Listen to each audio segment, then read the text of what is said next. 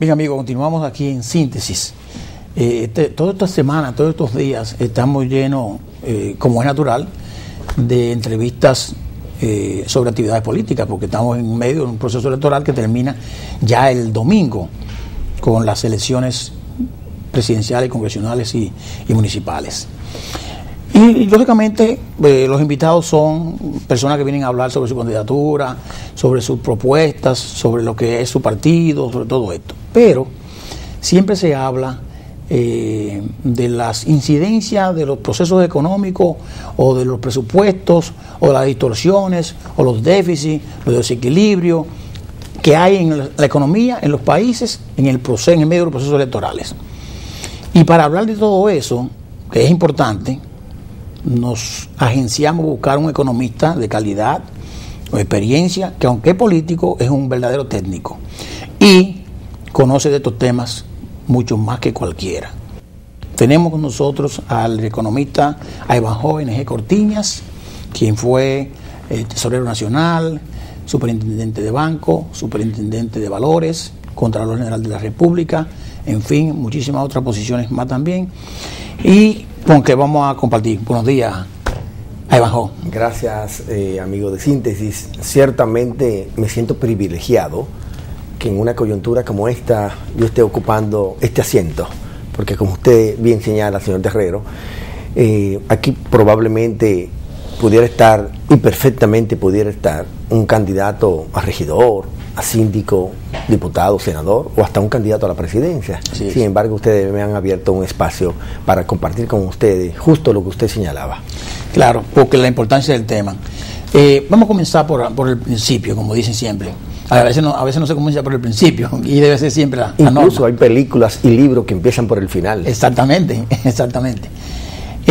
¿Cómo se afecta realmente o podría afectarse la economía de un país en medio de todo esto que la gente piensa, de que se hacen cosas?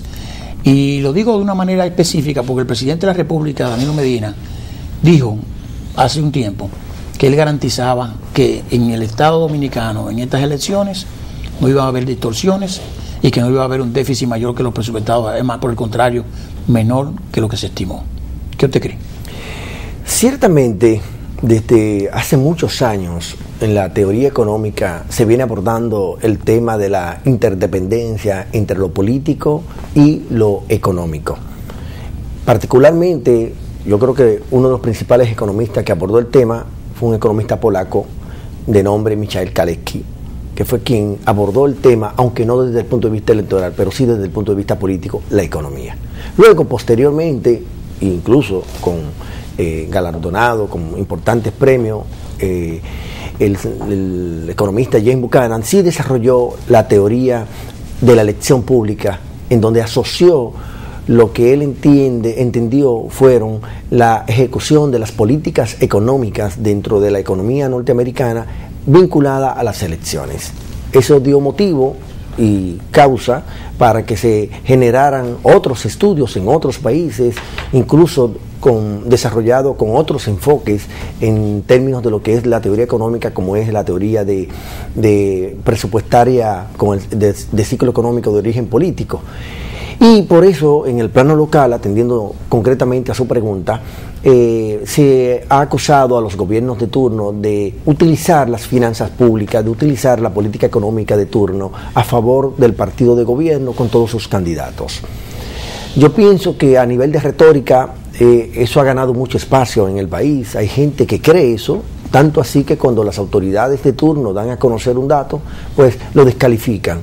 Generalmente son descalificados los datos, pero más aún en la presente coyuntura, porque bueno, si ese resultado da una connotación positiva, pues con más razón para descalificarlo, desde la óptica o perspectiva de la oposición.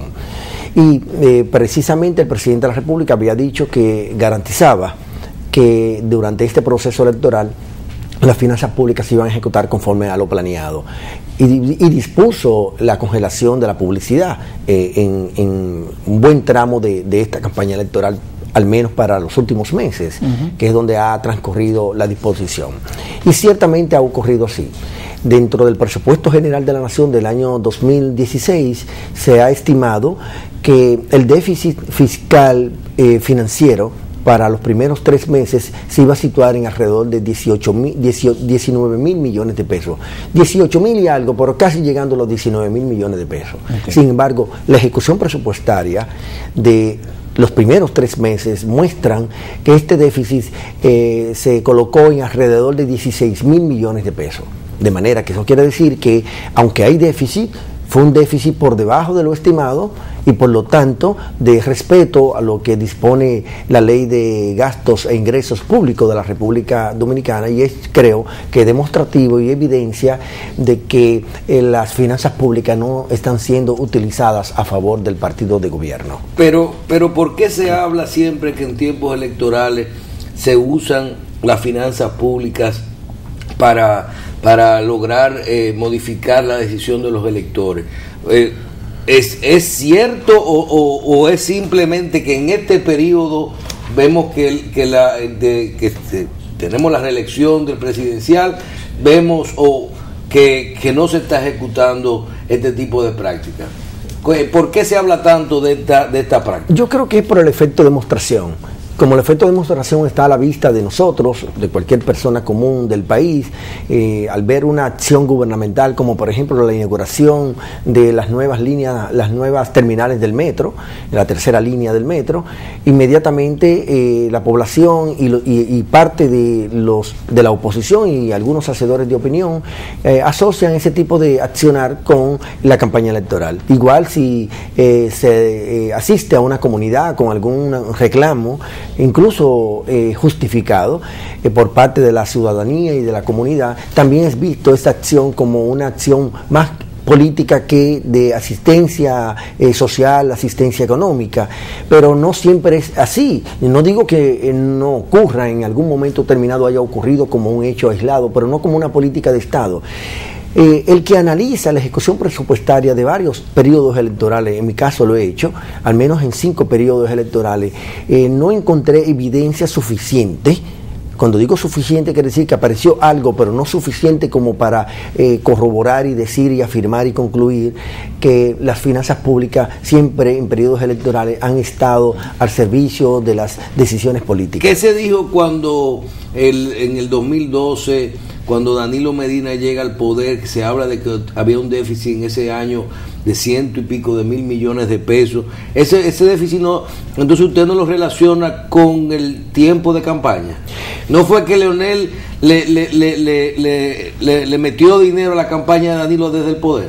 Mire, ciertamente en el 2012 hubo déficit, incluso de los más altos de la historia de la República Dominicana, pero eso hay que verlo desde 2 puntos de vista. Primero, del contexto internacional, la crisis financiera internacional que impactó negativamente en la República Dominicana, y el gobierno, como parte de su política pública, entendió que tenía que propiciar una política fiscal expansiva a los fines de evitar una recesión económica en el país y consecuentemente que aumente la pobreza y aumente el desempleo.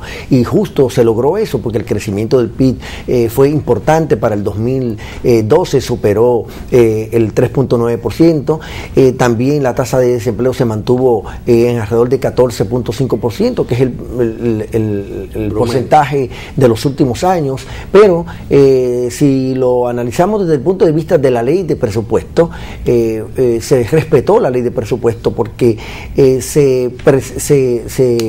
las partidas consignadas en el presupuesto de la Nación fueron ejecutadas conforme a lo planeado. Incluso... ¿De dónde fue el déficit? ¿Fue en los ingresos? Hubo una merma en los ingresos, ciertamente, a consecuencia de la caída de los ingresos ordinarios, y al mismo tiempo, recuérdese que hubo un gran aumento de los precios del barril de petróleo, que eso presionó a las finanzas públicas. Fueron como 30 mil millones de dólares. Por supuesto, y eso presionó a las finanzas públicas y consecuentemente explica parte del déficit fiscal, pero además también porque deliberadamente se aplicó una política fiscal expansiva. Pero le decía que si usted analiza la ejecución presupuestaria mensual de los años electorales, usted no encontrará durante los meses previos a mayo, digamos marzo, abril, incluso febrero, que el gasto público se dispare respecto a junio, julio, agosto, y incluso hasta septiembre, octubre o cualquier mes. Usted analiza la ejecución presupuestaria mensual en cualquier periodo electoral. Y reitero, no es que en algún momento, en forma aislada, un mes se dispare con respecto a otro, pero en la mayoría de los meses la ejecución presupuestaria guarda una ejecución temporal bastante uniforme en cada uno de los meses. Entonces, por eso es que prefiero afirmar que no hay un pico en la ejecución presupuestaria durante los años de periodos electorales. O sea, lo que quiere decir esto es, el licenciado Enejer Cortiñas, es que ciertamente si miramos el déficit del año 2012 y lo adornamos circundantemente con el problema internacional, con la caída de los ingresos y el petróleo que subió significativamente, pero que realmente efectivamente había que tomar una decisión de expandir el gasto, vamos a decir así, porque de lo contrario era peor. Aunque se ganaran las elecciones, el resultado iba a ser peor. Sin embargo, la oposición nunca cree eso, y tampoco analiza, ni tampoco le conviene quizá analizar, que si vemos los parámetros comparativos de los gastos por mes, a lo mejor no hay una variación significativa en ese periodo. En esos 3 meses deberíamos de campaña, o 4 meses. Así es. Sí, pero si lo hacen, entonces va como que va en contra de ellos mismos. O sea, que la política de oposición hace política realmente no a veces en base a realidad, sino en base a hacer que perciba a la gente que la cosa no está bien, sino que está mal, o que se hizo mal. ¿Cómo podemos llegar a que la gente pueda entender que real efectivamente lo que el gobierno está haciendo lo hace bien, y que no vaya a percibir que realmente se hizo a propósito para distorsionar el gasto y quizás no expandir el gasto, sino regalar dinero en campaña para que la gente vaya a votar o para que la gente me favorezca con su voto? Yo creo que se regala dinero en campaña, pero lo hacen los partidos. Los partidos agencian fondos, tanto los que provienen de la Junta Central Electoral, que está establecido por ley, como por donaciones privadas y actividades que hacen los partidos para recaudar recursos, ingresos que le permitan financiar su campaña y sus gastos. Los partidos todos, porque no creo que haya un dominicano que se mueva solo, a no ser que sea un dirigente del partido, que se mueva solo por simpatía, sino que el grueso se mueve por alguna razón económica o por expectativas económicas. Claro. Entonces, yo digo que a la oposición le pasa lo del flamenco rosado, tanto en el ámbito económico como en el ámbito político. Y le digo el flamenco rosado porque es una expresión que acuñó un intelectual norteamericano, Frank Hoffman, en donde estableció que las cosas que estaban a la vista eran ignorados por los observadores o por los actores. Exacto, por eso la pregunta. Entonces, los candidatos o los hacedores de opinión de la oposición no alcanzan a ver porque no quieren, en forma deliberada, lo que está a la vista. ¿Y qué está a la vista? Bueno, el buen desempeño económico. Ahí están los resultados de este trimestre a trimestre, con un altísimo nivel de crecimiento del PIB de 6.1%, con una inflación negativa de 0.58%, con unas remesas que crecen por encima del año pasado. En el primer trimestre se sitúa por encima de los 1.200 millones de dólares. También lo propio con la deuda pública del sector financiero, del sector público, valga la redundancia, que hoy día está en 36%, cuando en enero estaba en 36.7% del PIB. Entonces, licenciado, usted habla del crecimiento de económico, de las remesas. ¿Cuáles son estos indicadores? Repita, lo que uno debe tener presente. Bueno, además de lo que usted ya acaba de señalar, también está la tasa de interés del sistema financiero, la tasa de política monetaria que establece las autoridades del Banco Central. Por igual también está el tema del tipo de cambio, que se ha mantenido estable, apenas una depreciación de 0.5% los primeros 4 meses del 2016. Entonces, esos hechos económicos que están a la vista, porque son datos que publican las autoridades y además se puede apreciar en el mercado, son ignorados. Y al ser ignorados, Usted sabe que si usted en la historia política de muchos países, el resultado económico positivo impacta positivamente en los resultados políticos. Entonces, si usted ignora esos resultados económicos positivos respecto a lo que ya dicen las encuestas ahora, que sitúan al candidato del Partido de la Liberación Dominicana, el licenciado Danilo Medina, también presidente de la República, con la mayoría de los candidatos del PLD, como dicen las encuestas, que van a ganar en una primera vuelta y que vamos a ganar en forma holgada, eso está a la vista, porque los resultados económicos favorecen eso, pero son ignorados por un litoral que obviamente está también luchando por un espacio dentro de la administración del Estado.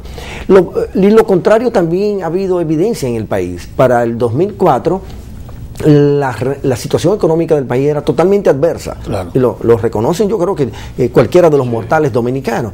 Y esos resultados económicos adversos, ¿en qué también se derivaron? En unos resultados políticos adversos para el partido de gobierno de turno.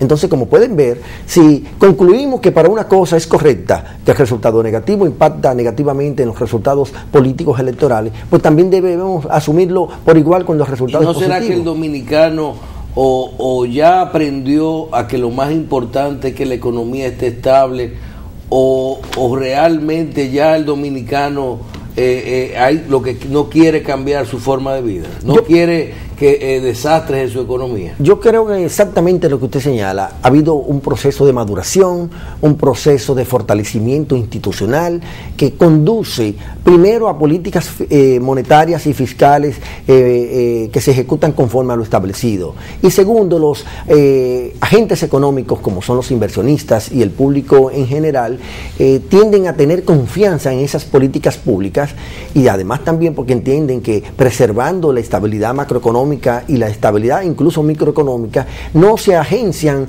posiciones de dolarizar sus economías, tanto la economía de la empresa como la economía de la familia, y no presionan el tipo de cambio, que es una de las variables que mejor expresa cuando hay nerviosismo en un mercado. Yo creo que es una de las principales variables que empieza de una vez a tener un comportamiento irregular respecto al comportamiento cuando no hay ningún tipo de tensión. Entonces esa es una expresión de maduración, de madurez del sistema democrático dominicano, de las políticas económicas que se ejecutan, así como de los actores que participan. Es un buen ejemplo, diría yo. Mire, yo creo que me gustaría echar un poquito hacia atrás, como voltear el dial, para que la gente vuelva y tome lo que usted dijo ahorita con relación al tema de los partidos políticos. En campañas, te dijo, se da recursos, se da dinero, hay logística, el término que le han llamado a la gente ahora, de que es mover a la gente, asegurarse que los votantes vayan a votar. Lo hacen todos los partidos, lo hacen. Quizás que tienen mejor estructura, que tienen más recursos, puede tener más facilidades para eso. Y usted dijo algo interesante, o sea, los partidos es que tienen que actuar en ese momento, o sea, no es el gobierno. O sea, el PLD es un partido del sistema, igual que hay tantos partidos más, y todos reciben unos fondos del presupuesto nacional, no del gobierno central, sino del presupuesto nacional que se aprueba en el Congreso, porque hay una ley que establece eso. Yo no estoy de acuerdo con la ley, pero esa es la ley. Entonces la Junta es el intermediario, y es que recibe los fondos a través del presupuesto de la Junta y lo asigna a los partidos. Los partidos con eso tienen que hacer para que me pongan las vallas, para que la gente ponga colocaciones en anuncios y para que también vayan a votar. Creo que eso es bueno resaltarlo, porque lo que pasa es que el que tiene menos oportunidades. ¿Y por qué? Porque la ley hizo una excepción. Y digo, el que tiene menos de un 5% no tiene tantos recursos y por lo otro, tiene lo otro. Es bueno decirle a la gente que eso es así. Y lo hice solamente para poner un comentario. Ahora, usted dijo hacia atrás que nosotros estábamos presupuestando un déficit para el trimestre de 19,000 millones de pesos. Y que motivado por algunas decisiones del gobierno, eso no lo dijo usted, pero lo digo yo, el déficit real bajó a 16,000 millones. Pero sí dijo que una de las medidas fue recortar la publicidad. Y eso real, efectivamente, 3,000 millones de pesos que bajó, realmente afecta realmente a la economía. Aunque el gobierno se ahorró en el gasto eso, realmente no fue colocado eso. Tú le sacas dinero. No fue colocado eso a los medios. Y eso fue una decisión política porque la oposición política estaba quejándose de eso. ¿Cómo impacta eso en el sector privado, que es un motorizador de la economía? Mire, dos cosas. Yo suscribo lo que usted ha señalado, pero lo que hemos hecho política desde los años 70, a mí me ha tocado, y creo que el mejor ejemplo es ponerse a uno mismo de ejemplo, porque poner a otros es un poco atrevido. Yo pegaba afiche, colocaba vallas y hacía un sinnúmero de actividades. A mí nunca se me daba un peso, como a los compañeros de la época, de todos los partidos. Sí. Hoy día, si usted intenta movilizar a cualquier compañero de mi partido o de cualquier otro partido, usted tiene que buscarle su diario. Entonces eso es un gasto para los partidos políticos. Esa es una gran diferencia. Lo segundo es que ciertamente esta disminución del déficit fiscal pudiera impactar en el nivel, impactó en el nivel de gasto de la República Dominicana, especialmente del gobierno central. Pero por el ámbito monetario, que también hay que enfocarlo, encontramos que el medio circulante, para que la gente lo pueda entender, porque tal vez la expresión más correcta sería la base monetaria restringida, pero para que el público lo entienda, el medio circulante creció por encima de lo que se había programado en el año, para el 2016, en el programa monetario que establecen las autoridades. ¿Cuánto estableció el programa monetario? Que para el primer trimestre, este medio circulante, y aunque no es lo mismo que la base monetaria restringida, pero para que el público lo entienda, este medio circulante, a lo más que debía llegar era a 209,000 millones de pesos. Sin embargo, ha llegado hasta 214,000 millones de pesos. Entonces, ese aumento del circulante ha equilibrado la parte de la reducción del déficit fiscal y al mismo tiempo ha permitido que la economía pudiera seguir moviéndose en la actividad, en el dinamismo que ha estado desempeñándose, al punto que hemos crecido en 6.1% sin que hayan presiones o amenaza inflacionaria. Como le indiqué, en el primer trimestre se colocó negativo, menos 0.58%, y el tipo de cambio apenas se depreció en 0.5%. Entonces, la expansión monetaria no presionó los precios internos como la tasa de cambio o el tipo de inflación, incluso la tasa de interés que se ha movido en un rango de 15.3% a 16% como tasa por medio ponderado del sistema financiero de la República. Licenciado, yo quiero hacer un pequeñito, separar un poquito de la política y hacerle una consulta. Nosotros, de la política de la política de esta semana, ¿verdad? Pero tenemos el tiempo. Usted ha pasado por la superintendencia de bancos, superintendencia de valores, por diferentes áreas, y maneja también los temas de la economía. Nosotros vemos que a raíz de todos los fideicomisos y de la política de construcción de vivienda, el gobierno ha destinado unos fondos o ha autorizado unos fondos, creo que de los fondos de pensiones, 10,000 millones o algo así, a que los bancos a que se coloquen a una tasa de un 8% fijo a 20 años. Entonces, si de esto ser así, cuando uno coloca un dinero en pesos a 20 años, esto no, a la hora de que esto va a seguir teniendo su rentabilidad en intereses, pero la tasa del dólar eventualmente debe de ir aumentando en este ciclo. Esto no hace que se pierda el valor del dinero en el tiempo. Mire, permíteme tal vez reflexionar sobre este tema de otra manera. Yo fui superintendente. Para mí es ideal esta medida, o sea, yo lo veo esto como la solución al tema de los intereses, el problema de la cosa, si el la déficit tasa, habitacional. Si la tasa del dólar ahora, yo me pongo a pensar, si yo un dinero mío lo coloco a 20 años fijo, yo recuerdo cuando mi papá compró una casa en un proyecto de la Lotería Nacional, la privada, fue donde nosotros, 1972, 73, y le dieron un préstamo a 30 años. Un préstamo que era en su momento difícil de pagar. Y cuando a partir de los años 80 y 90, que fue terminando el préstamo, creo que pagaba 26 pesos.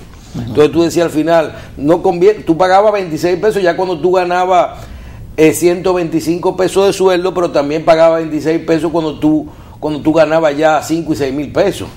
O sea que no era, en un momento se convirtió en nada. Sí. Esto es lo que va a ocurrir después. Fíjese, yo fui superintendente de valores y creo que, si no el primero, fui de los primeros en promover la diversificación de los fondos de pensiones. Así es. Porque eso es lo correcto. la ley de seguridad social establece que los fondos de pensiones, como criterio general, deben de destinarse a tener un efecto multiplicador positivo en el crecimiento económico y la expansión del empleo. Eso desde el punto de vista general. Pero desde el punto de vista más micro, más sectorial, la ley también establece que las decisiones de invertir de los fondos de inversión tienen que estar sujetas a un rendimiento, a una rentabilidad.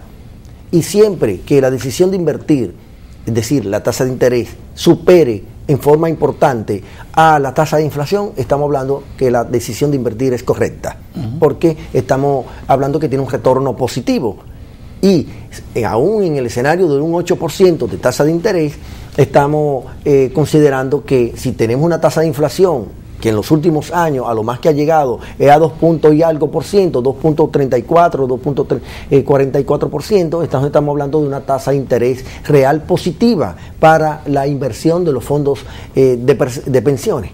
Y también creo que yo no creo que el gobierno central haya intervenido en forma directa para que la Superintendencia de Pensiones tome la decisión de autorizar o de flexibilizar la regulación para que se haga un uso, vamos a decir, masivo, sin respetar lo que establece la ley de seguridad social. No, pero no, exacto, no fue así. Porque es que se estaría violando la ley. Claro. La ley. Y yo creo que un presidente que se respete, y yo creo que el de ahora se respeta, al igual que no fue así la medida. No, era del encaje legal. Eso es otra cosa. Eso es otra cosa, pero como la pregunta vino de los fondos de pensiones, está bien. Lo del encaje legal sí, pero aún así, pero para concluir el análisis, y también un superintendente de pensiones que se respete, y yo creo que el actual se respeta, como nos hemos respetado los anteriores también. Creo que como superintendente de banco y de valores que fui, respeté la ley. Por eso a veces me acusaron de actuar en contra de los consumidores, porque yo decía que la tasa de interés, y sigo diciéndolo todavía hoy día, que la tasa de interés de la tarjeta de crédito no puede ser fijada a partir de un acuerdo, sino que es el mercado, como lo establece la ley del mercado de valores financiero. Usted tiene muchos años en la parte gubernamental, pero también en la política. Miren la foto que encontré allí. Wow. Esa foto, ¿qué tiempo tiene, licenciado? ¿Cuánto recuerdo?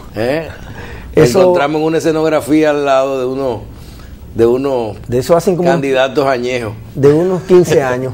Pero fíjese, no era que yo era candidato en ese entonces. No, estaba apoyando a alguien. Yo me estaban apoyando a mí, porque fíjese que ahí dice, te creemos. Fue que en ese momento fui acusado de participar en una asociación de malhechores. Pues yo pensaba que era una cosa política. No, era política. La acusación era política. La acusación fue política, fue el caso del PM, donde estuvimos Simón Lizardo, Diandino Peña, Luis Injausti y yo, y la justicia luego se encargó de limpiarlo. Exacto, de emitir fallo a nuestro favor. ¿Y usted está en política de cuánto? ¿20 años? Yo desde que tenía los 17 años. Yo fui de los PLDistas que entré al PLD no por círculos de empleo ni por proyectos comerciales. Yo fui y me mantengo en el PLD por razones de principio, porque creía y creo en la política, en lo que nos enseñó don Juan Bosch, nuestro líder histórico. Fíjate, es tanto así que yo estoy desempleado. Y estoy desempleado y estoy trabajando a favor de la candidatura de Danilo Medina, y del resto de los candidatos. Eso muestra e indica que nosotros sobreponemos los intereses generales sobre los particulares. Y yo creo que todo buen PLDista así hará también de cara a las elecciones, porque hay algunos que piensan que un segmento del partido no va a votar a favor del candidato. Bueno, siempre en los análisis se dice de todo. Pero está unido, el PLD está unido para este proceso electoral. Yo pienso que sí. Yo vi a Leonel en la calle ayer hasta. Y no solamente ayer, sino en Margarita le dio un cariñito en la gorra. Y quizás la pregunta ahí, juntada con la de Michelle, podemos evaluar, o podemos determinar si hay mayor unidad en el partido de la Liberación Dominicana en el 16 que en el 12, cuando en el 12 pues todo el mundo apoyaba al candidato Danilo Medina, y ahora en el 16 porque hubo algunos contratiempos. Pero ¿cómo puede comparar a Iván Jóvenes de Cortiña la unidad 16 versus 12? Mire, yo hice un ejercicio en mi casa de matemática de resultados electorales, y ese ejercicio me dio como resultado que aún en el escenario más dramático, más extremo en lo negativo, en donde el PLD obtenga una votación como partido individual, obtenga una votación relativamente baja, como por ejemplo la del 2012, que fue relativamente baja, 37%. 37.7%. Aún en ese escenario, que es un escenario extremo, negativo, el PLD ganaría en primera vuelta. Y en un escenario... Repito. Sí, en un escenario negativo, extremo, del PLD como partido solo, no sin los aliados, descontándole los aliados, el PLD ganaría en la primera vuelta con ese porcentaje que sacó en el 2012, 37.7%. Si hacemos una mirada más retrospectiva y el PLD se mantiene tan unido como se mantuvo en el 2004, que el PLD sacó una votación de 49% como partido individual, pues ahí ganaríamos todavía en forma mucho más holgada. Si lo observamos a partir de lo que obtuvimos en el 2008, que fue 44%, también ganaríamos en primera vuelta con una posición menos holgada, pero también cómoda. O sea, en cualquiera de los tres escenarios. Pero siempre por encima del 52%. Por encima del 50% más uno, que es lo que establece la ley. A eso habría que sumarle entonces los partidos aliados, que históricamente le han sumado un porcentaje importante. 5, 7, 8%. Sí, no, tiene un PRD y hasta más. Pero yo creo que en ese análisis que usted hizo, me imagino que se paró en un momento para analizar lo siguiente, valga la redundancia. 44% dijimos en el 2004. No, 2008. 49% 2004. 37%. 37.7% 2012.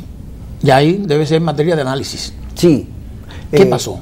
Ahí hubo un decrecimiento en la ganancia de votos del Partido de la Liberación Dominicana, el fruto de todo el ejercicio gubernamental. Usted dirá, bueno, pero se sigue con el ejercicio gubernamental. Eso es cierto, pero si usted lo ve desde la óptica de la acera opuesta, usted encontrará que no hay competencia, que hay una oposición totalmente en el caso ahora. No, y además, pero esta es la realidad de hoy día. Claro. O sea, no tenemos un PRD como teníamos en el 2012. Y ahora es aliado. Pero supongamos que parte de esa franquicia se fue a otro litoral, claro, que creo que fue sí, así, porque los números están ahí. No podemos pensar que el PRD de hoy es el mismo del PRD del 2012. El que lo piense creo que no está mal. Está desenfocado. Sí. Y en el 2012 el PRD estuvo al punto de ganar las elecciones. Fueron bastante competitivas. Hasta el último día se estuvo en una lucha bien titánica. 2% de diferencia, aproximadamente. Danilo ganó con 51% y algo, y el PRD obtuvo casi 48. Mejía, 47 puntos y algo. Exacto. Ahora, si bien es cierto que el PLD todavía ha continuado en el gobierno y que puede mostrar algún nivel de desgaste, el desgaste en la oposición ha sido mucho mayor en términos proporcionales. También, perdóneme, licenciado, pero también yo creo que Danilo Medina, que fue un candidato que se decía que era bueno, pero que no calaba a nivel de que no era popular. Le faltaba carisma. Yo creo que ganó todo eso ya con la experiencia y con estos casi 4 años, porque Danilo todos los días sube más. Totalmente de acuerdo. Que eso hay que reconocerlo, cualquiera lo reconoce. Eso es lo que explica. El Danilo de hoy no es el Danilo del 2011. Por eso es que presento varios escenarios. El escenario con un 37% y el escenario con un 49% como PLD, porque Danilo Medina en su ejercicio gubernamental ha podido redimensionar su figura como estadista, como político, y si a eso se le incorpora la participación activa del presidente Leonel Fernández apoyando al candidato Danilo Medina y apoyando al resto de los candidatos, no me cabe la menor duda que vamos a ganar en primera vuelta en forma holgada. Licenciado, Danilo Medina, el presidente, ha dicho el sábado pasado en un evento con los trabajadores con Danilo, las centrales, no las centrales, sino personas de las centrales, que hasta que haya talento en el PLD, la oposición va a tener que seguir haciendo fila. El presidente Leonel Fernández, presidente del Partido de la Liberación Dominicana, ha dicho que el PLD va a estar en el gobierno hasta el 2044. 2044 cumplimos 200 años de independencia. Podríamos suponer que en el 2045, entonces saldría, en ese periodo después saldría el PLD. Real y efectivamente, eso se dice porque hay mucho talento, porque tenemos realmente, como partido, tienen una fortaleza, o porque realmente apuestan a que la oposición nunca va a avanzar? Yo creo que es una combinación del factor que ha presentado Danilo Medina y también el factor que ha explicado de alguna manera Leonel Fernández. Yo le agregaría otro, que el PLD como partido de gobierno lo siga haciendo bien, porque podrán haber muchos talentos, y creo que los hay en el PLD y los hay en otros partidos. No voy a decir que es privativo del Partido de la Liberación Dominicana, sino que siga siendo un buen ejercicio gubernamental, porque pudiera haber un excelente dirigente del partido con un elevadísimo coeficiente de inteligencia. Sin embargo, si hace una gestión gubernamental pobre, sí, los resultados van a ser opuestos. Yo creo que el señor Hipólito Mejía es un hombre con mucha sapiencia en términos de esa sabiduría callejera, y sin embargo tuvo unos resultados desastrosos desde el punto de vista económico. Y Jorge Blanco, como profesional y en su momento como intelectual, también era toda una figura. Hizo un gobierno desastroso en términos económicos. Leonel Fernández es una persona brillante desde el punto de vista conceptual e hizo una gestión gubernamental exitosísima. Por eso ha continuado gobernando el PLD. Danilo Medina es una persona de talento profesional y lo ha hecho bien, y va a ganar de nuevo ahora en estas elecciones del 2016. De manera que una combinación del talento personal de los dirigentes de nosotros, conjuntamente con el accionar como partido de gobierno, tomando decisiones gubernamentales. Mire, finalmente, una pregunta final, porque ya tenemos el tiempo y tenemos otro invitado. Las políticas monetarias, financieras y fiscales, hay que saber manejarla bien para cómo entrelazarla una con otras. Y si se ha hablado, y lo ha dicho la oposición, de que como se habla de una reforma fiscal, que le ponemos el apellido integral, porque requiere otras cosas más que en el gasto y en el ingreso, brevemente al economista, porque las candidaturas son de economistas. Danilo Medina, economista; Luis Abinader, economista; la vicepresidenta de él es economista. O sea, y todos los tres son de INTEC, y usted de la UAS. Así es, a orgullo. Bien, mejor universidad primada. La pregunta es, ¿tenemos bien articulado todas estas políticas monetarias, financieras, económicas, para que no haya ninguna distorsión y que real efectivamente podamos entrar a posteriori a un gran pacto fiscal de compromiso entre el sector privado y el sector público? Yo pienso que como responsabilidad estamos en el deber y en la obligación de propiciar un cambio fiscal. Y esto lo fundamento en el hecho de que considero que el modelo económico actual ya ha entrado en una fase de agotamiento.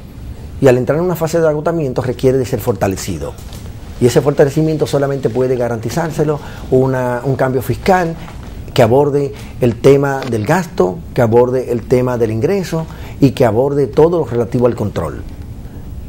Son tres aspectos fundamentales que solamente lo puede garantizar un enfoque integral en donde participen en forma consensuada todos los sectores de la vida nacional.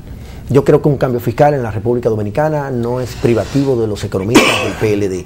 Debe ser un escenario en donde participemos todos con el propósito de dotar al país de una nueva política económica basada en un modelo que permita que siga siendo sostenible. Todos los modelos llegan a un momento que dan señales de agotarse, sí, claro, o terminan agotándose. Entonces, antes que termine agotándose, pues hay que inyectarle la vitamina que necesita, y eso lo garantiza un cambio fiscal. Licenciado, muchísimas gracias. Yo creo que el objetivo que nos trazamos aquí en síntesis con esta participación de hoy, analizando estos temas económicos en el medio de un proceso electoral, creo que lo hemos logrado. Yo creo que para la gente este ha sido un programa interesante para analizarlo y para verlo a posteriori, inclusive después de las elecciones. Le felicitamos por su presentación. Deseamos suerte al Partido de la Liberación Dominicana, usted es miembro del Comité Central, y que ya el tiempo está over, como dicen los juegos de PlayStation. Game over. Muchas gracias. Gracias a usted. Continuamos, vamos a hacer una pausa y regresamos con Nicolás Calderón, el doctor Nicolás Calderón, miembro del Comité Central del PLD, quien estará con nosotros también compartiendo este escenario. Pausamos.